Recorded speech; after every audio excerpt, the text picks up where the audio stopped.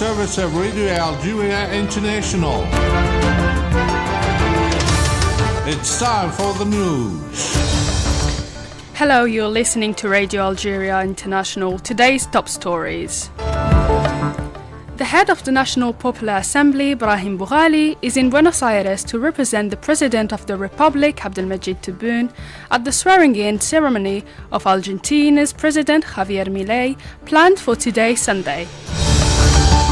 The Israeli army has intensified its airstrikes on the Gaza Strip amid renewed fighting taking place in the southern region of Khan Younis, Jabalia and Gaza in the northern part of the territory.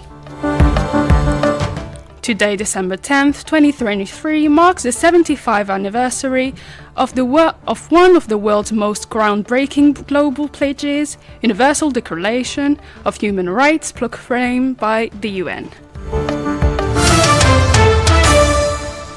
The head of the National Popular Assembly, Brahim Boughali, is in Buenos Aires to represent the President of the Republic, Abdelmajid Tebboune, at the swearing-in ceremony of Argentina's President Javier Milei, planned for today, Sunday. On his arrival, he was welcomed by representatives of the Argentina's authorities and the Algerian embassy. A communiqué stressed that the ceremony would take place in Parliament in the presence of several heads of states and government and representatives from several countries. The 21st edition of the Forum of Qatar today opened in the presence of the Minister of the Foreign Affairs and the National Community Abroad, Ahmed Attaf, in his capacity as representative of the President of the Republic, Abdelmajid Tebboune. The UN Secretary-General Antonio Guterres and several heads of states and representatives of international organizations attended the forum placed under the motto, Building a Common Future. In his opening speech, the UN Secretary-General deplored the paralysis of the United Nations regarding Israel's aggression on the Gaza Strip, regretting the UN Security Council's failure to agree on a ceasefire. In this respect, he stressed that the geostrategic divisions had compromised the UN Security Council's capacity to find solutions to conflicts. The UN Secretary-General affirmed that the US veto had seriously compromised the authority and credibility of the Council and further tarnished its reputation. He assured that he would not renounce, while reiterating his call for a humanitarian ceasefire to avoid a serious risk of collapse of the humanitarian system, and warned that the situation was rapidly evolving towards a catastrophe that will have implications for the Palestinians and for the region's peace and security as well. The Forum of Doha, which is attended by searches, decision makers and journalists, is aimed at promoting dialogue, debate, interaction and analysis exchanges to face up to the world's challenges. And to the Middle East now, where the Israeli army has intensified its airstrikes on the Gaza Strip amid renewed fighting taking place in the southern region of Khan Younis, Jabalia and Gaza in the northern part of the territory. Press reports affirm that violent strikes hit several areas of Khan Younis, as well as the road leading to Rafah on the border with Egypt. According to the UN, the Israeli attacks have so far caused the displacement of about 1.9 million Palestinians, representing 85% of Gaza's inhabitants. In this connection, the head of the World Health Organization (WHO) affirmed that the war in Gaza had a disastrous impact on health, despite the efforts deployed by the health workers who are, as he put it, doing their best in incredible conditions. This came as Palestinian Prime Minister Mohammed Shtayyeh called for sanctions to be adopted against Israel for its continued violation of international law, international humanitarian law, and UN Security Council resolutions. Addressing the Forum of Doha, he affirmed that the US must be held accountable for having vetoed the UN Council's draft resolution calling for a humanitarian ceasefire in Gaza.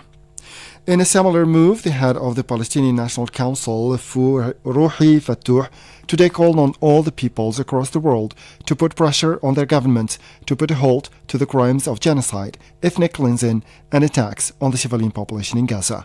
In a statement made on the occasion of the 75th anniversary of the United Declaration of Human Rights, he warned against the propagation of diseases, hunger, and lack of drinking water that might lead to a humanitarian disaster in Gaza. This comes as the World Health Organization WHO is holding today, at the request of 17 member states, a special session on health conditions in the occupied Palestinian territory.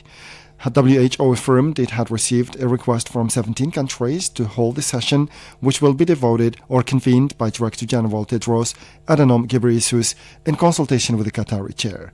The Palestinian ambassador to the UN in Geneva, Ibrahim Khraishi, said the meeting would focus mostly on Gaza, engulfed by an all-out aggression perpetrated by Israel, but also covers attacks on the health sector in the Israeli-occupied West Bank. Only a fraction of Gaza's hospitals remain operational due to Israeli bombings and a lack of fuel, and those that are still functioning are increasingly overwhelmed by a new wave of wounded arriving. In his address to the session, Tedros Adhanom Ghebreyesus described the situation in the occupied territories as catastrophic. Let's listen to him. But it's stating the obvious to say that the impact of the conflict on health is catastrophic. More than 17,000 people are reported to have died in Gaza, including 7,000 children.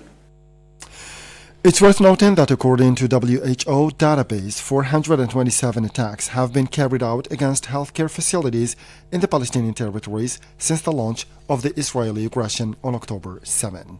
And the UNRWA has described as catastrophic the situation in Gaza as delivery of aid is still hampered by the Israeli attacks.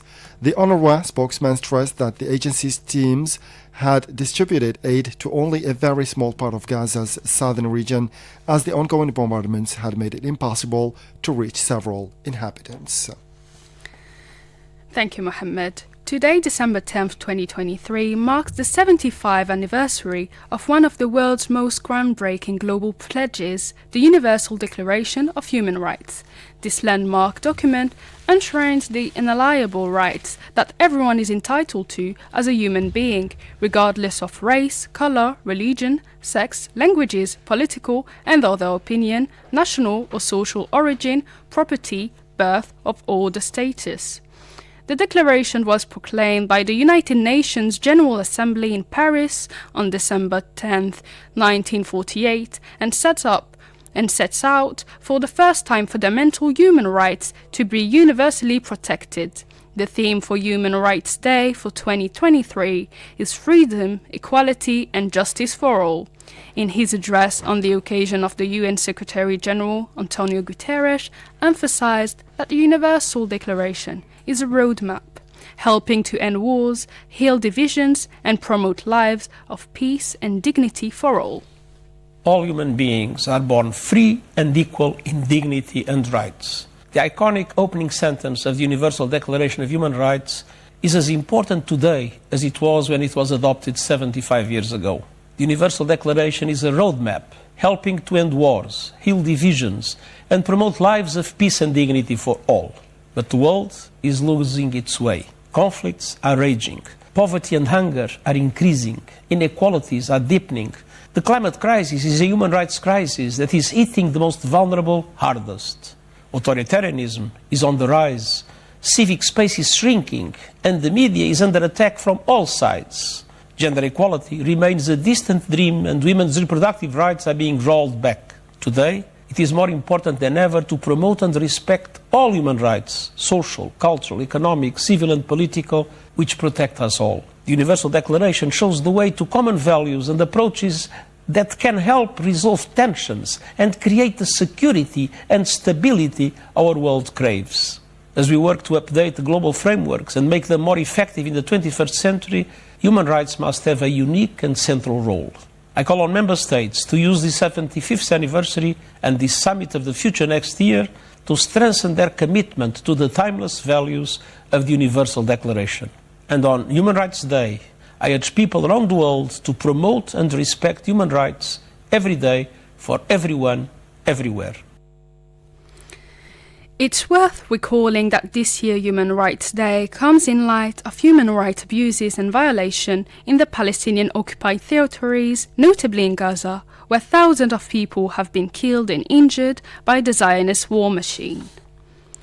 And now in Egypt, about 67 million people are voting today as part of the presidential election due to last 3 days. The official results are expected to be released on December 18th. Apart from the outgoing President Abdel Fattah el-Sisi, 3 other candidates are running, notably the head of the Egyptian Democratic Party, Farid Zahran, left-wing, the head of the Wafd Party, Abdel Saned Yamama, and the head of the People's Republican Party, Hazem Homar. Javier Milei will be sworn in today as Argentina's new president. The 53-year-old economist has vowed there will be no half measures as he tackles decades of overspending debt and convoluted currency controls in Latin America's third biggest economy. The inauguration ceremony in Buenos Aires is bringing together a diverse handful of world leaders, including Ukraine's Volodymyr Zelensky and Hungary's nationalist Prime Minister Viktor Orban.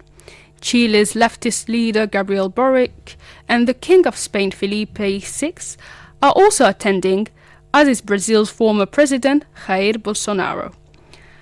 After taking the oath of the office, Milei will give his first speech as president from the steps of parliament. He will later swear in cabinet of 9 ministers, a major slim down from the current 18. He has said his first set of measures will be presented to parliament in a matter of days. With this last piece of news, we come to the end of this news bulletin. Time now for our weekly programs. Professor Marinus Oates from the State University of North Dakota, USA, was the host of a conference held here in Algiers on wetlands in the Anthropocene, changing land uses and a changing climate. And this will be followed by the event of the week. That was Mariam Bershi with you and Mohamed Khater.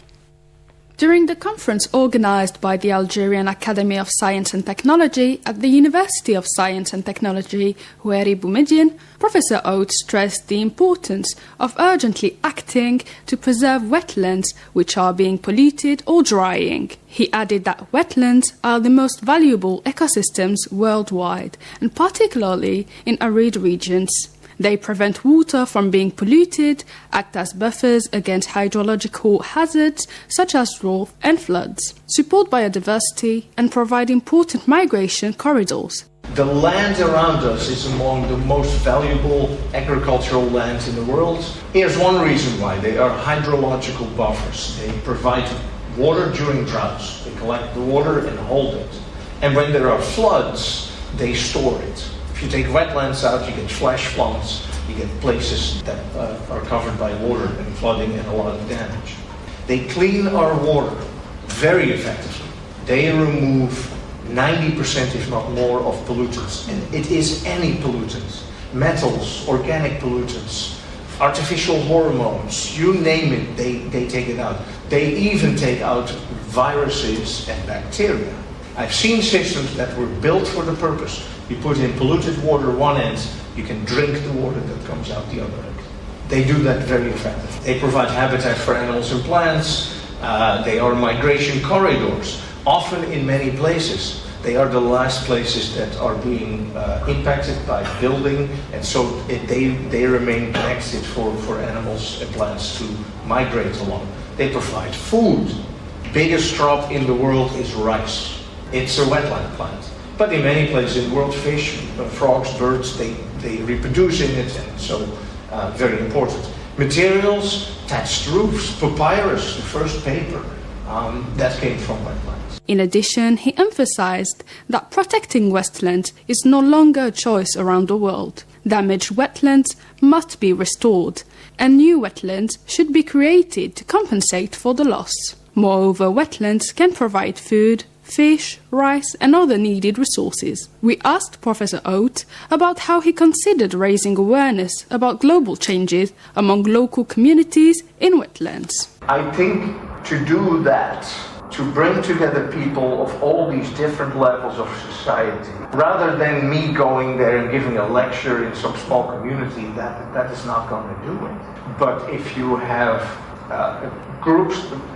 get-togethers like that as a community, then you get somewhere. The same we did. We didn't just have the workshop. We went also to the different communities, and we did have pamphlets and materials.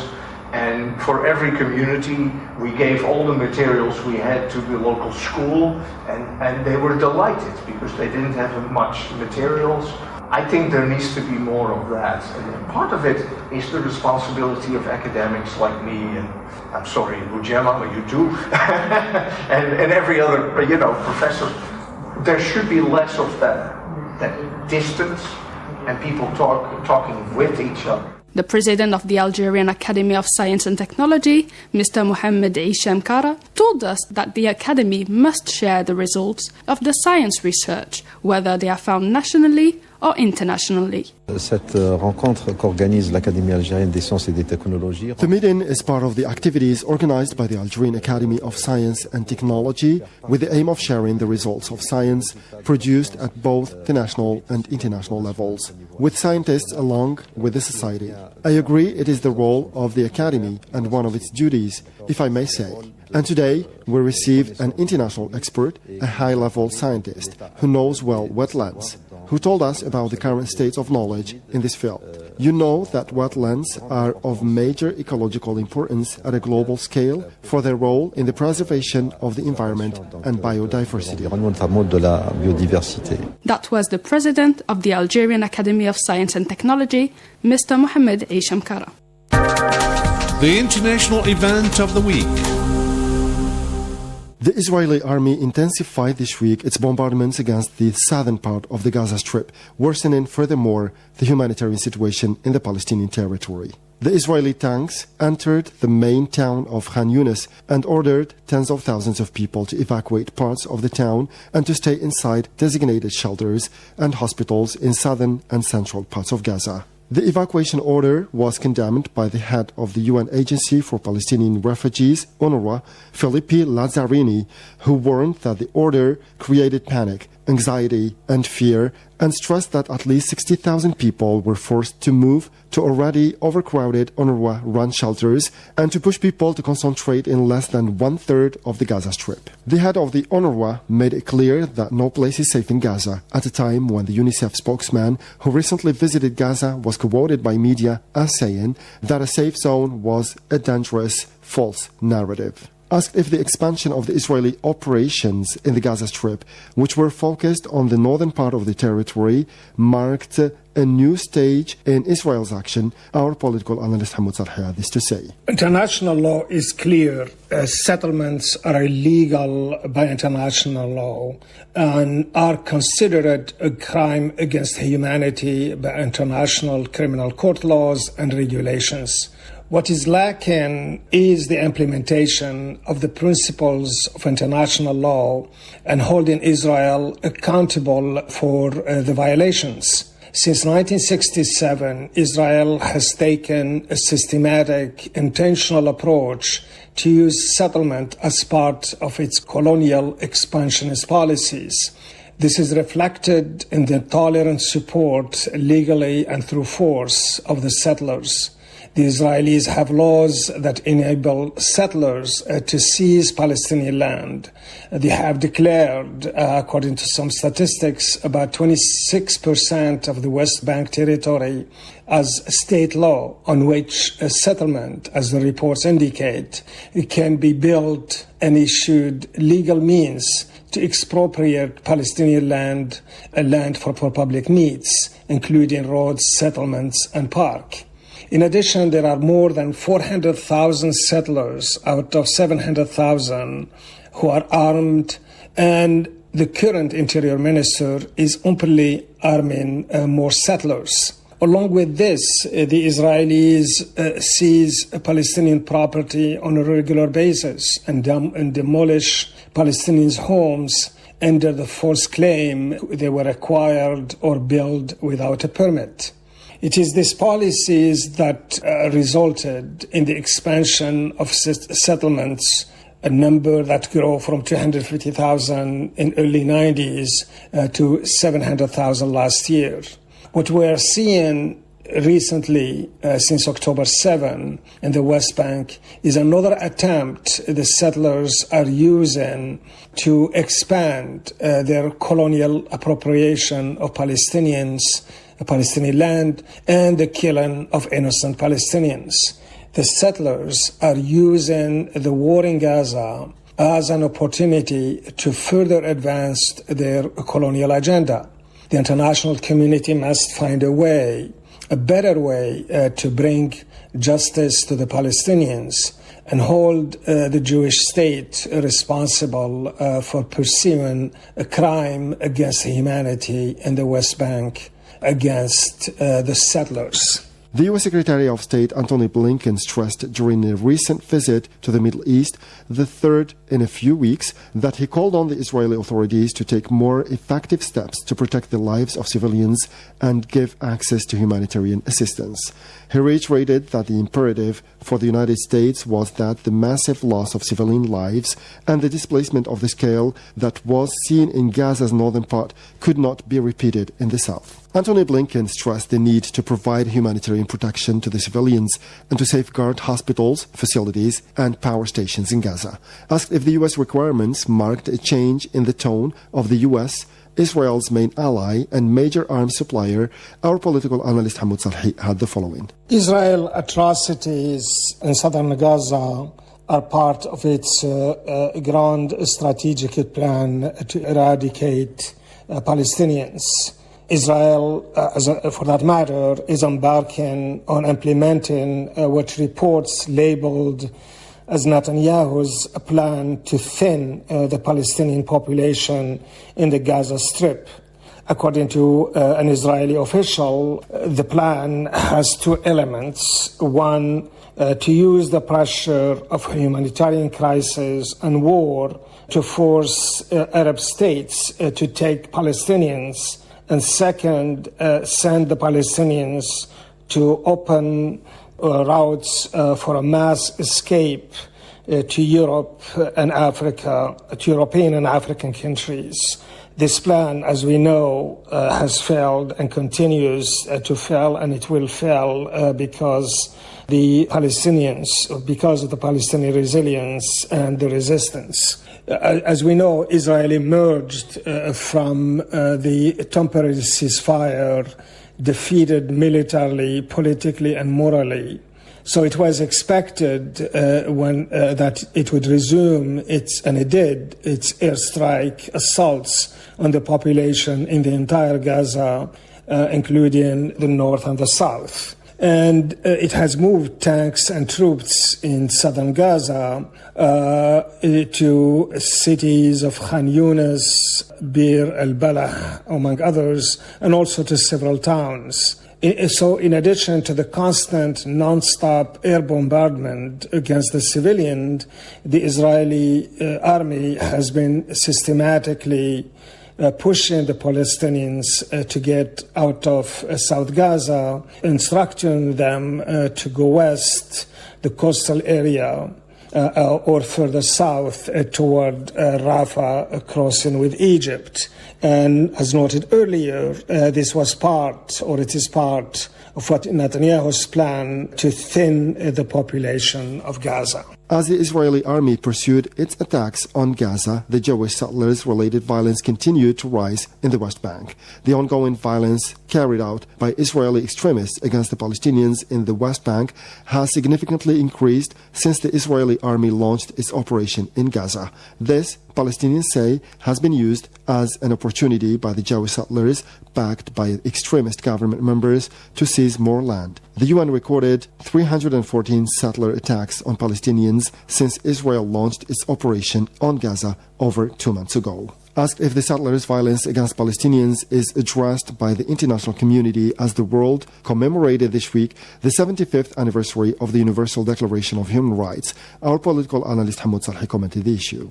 The tone may be different. There was even warning that the United States threatened Israel that it would use its veto right in the United Nations Security Council if Israel did not agree to the temporary ceasefire that we've seen recently. Now, the United States, according to certain sources, is telling the Israelis you only have a few weeks until January to bring to a halt the war in Gaza. And you could do anything you want. We want just this war to end in January. Of course, there are political agendas that the United States is taking into account, its own, for that matter. But we also read that the United States is willing to extend Israel some time if it shows restraint and it shows a decrease in its targets of civilians. But when we measure these kind of positions against U.S. actual support for Israel, the picture emerges differently. We see a continued unconditional support for Israel. Despite, for example, what Business Insider reported recently, that the United States, it is no longer taboo to talk about conditioning U.S. aid to Israel. The United States just approved $106 million in arms sale to Israel. And the United States was the only country that voted no against the ceasefire for humanitarian reasons just days ago in the United Nations Security Council. Similarly, within Congress, there is discussion to potentially provide Gazans who flee Palestine with funding the Palestinians as part of the proposal President Joe Biden presented to Congress, or part of a proposal Joe Biden presented to Congress in October, and in which he asked Congress to provide $3 billion, $495 million, to be used both for the refugees in Ukraine and Gaza. This stand for Israel negates or creates doubt about U.S. actual intentions, particularly with such political declaration that appear to stand against Israel, while in fact the action and the policies that comes from the White House are totally different. Let's recall that more than 700,000 Jewish settlers live in more than 250 housing units built by Israel in the West Bank and in occupied Al-Quds. These, set up since Israel occupied the Palestinian territory in 1967, are considered illegal by the international law. إذاعة الجزائر الدولية.